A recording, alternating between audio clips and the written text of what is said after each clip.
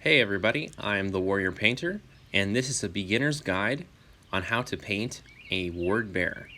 We're going to be using Games Workshop paint mainly, but we're going to deviate every once in a while for extra steps if you want to step this up a little bit. Okay, so the first step is to prime the model in Retributor Gold, the Games Workshop primer. This stuff's great. Shake well and make sure you hold at least 12 inches away. You're going to require at least 2 coats, maybe 3. This first step is optional. You take Vallejo Air Gold and Vallejo Air Aluminum out of their metallic range, mix them until you have a very bright gold, and then just spray top down. This is what you should get.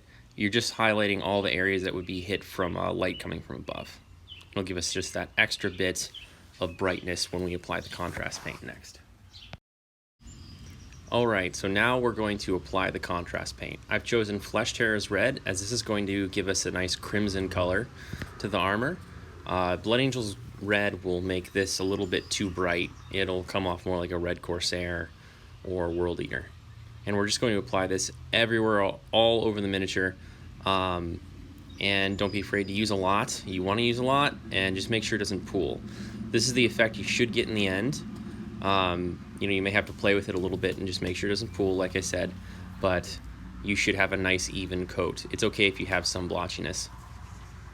This shot from the back, you can really see that highlight with the airbrush really makes those top points stand out.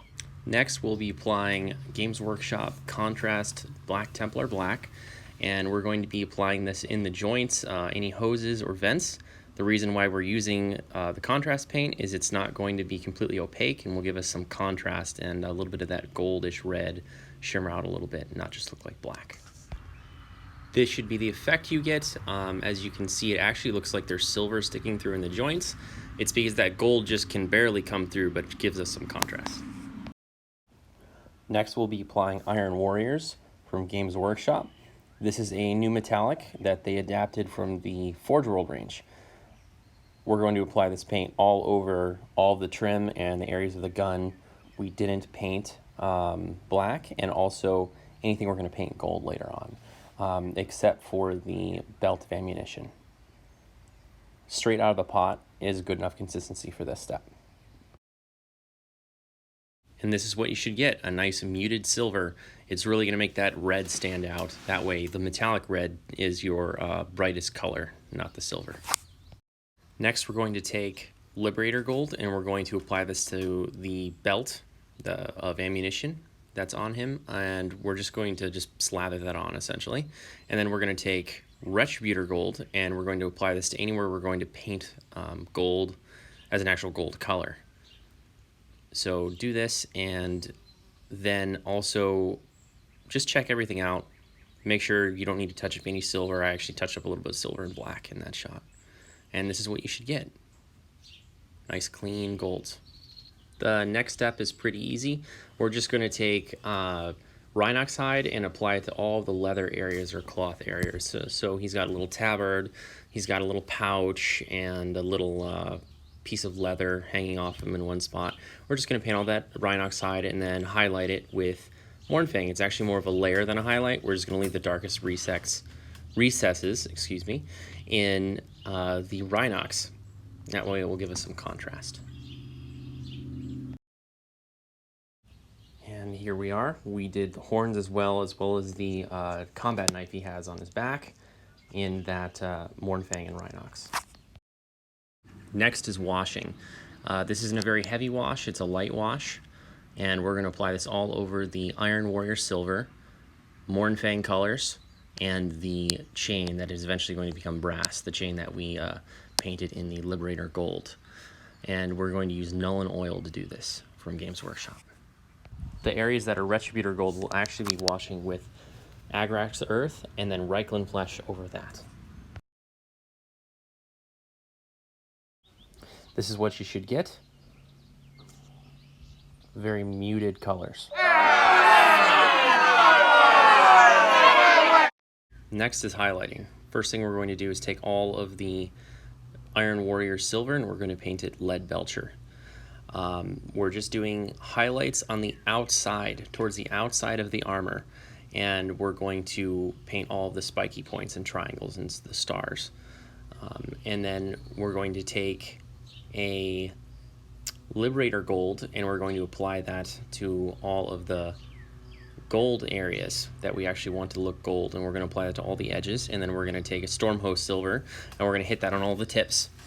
You can take the silver one step further and apply that to all the brightest points, so all the tips and corners of the silvers with Chainbreaker. In all the way on that blade, I actually hit the tips with Stormhost. And you can see that gold then finished off right here. So all your colors should look very muted and antique looking. And again, this way our metallic red armor really stands out. Oh, I also painted the eyes Wogflesh green, highlighted Calibite, and then Avalon Sunset for the eye.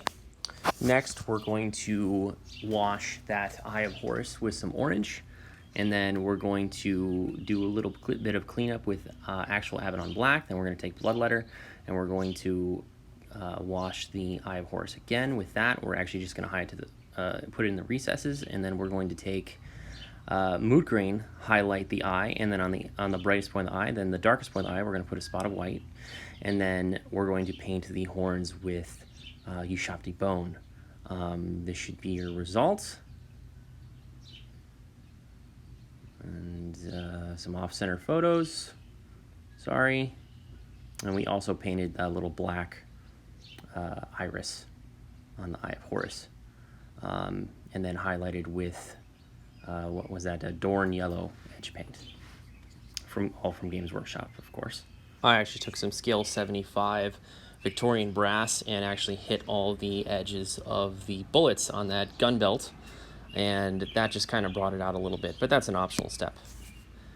Then next we take some Ushabti Bone and we're just going to dry brush the base. I didn't film it, but there is a coat of the technical brown basing that Technical Paint Games Workshop sells. I can't remember the name of it.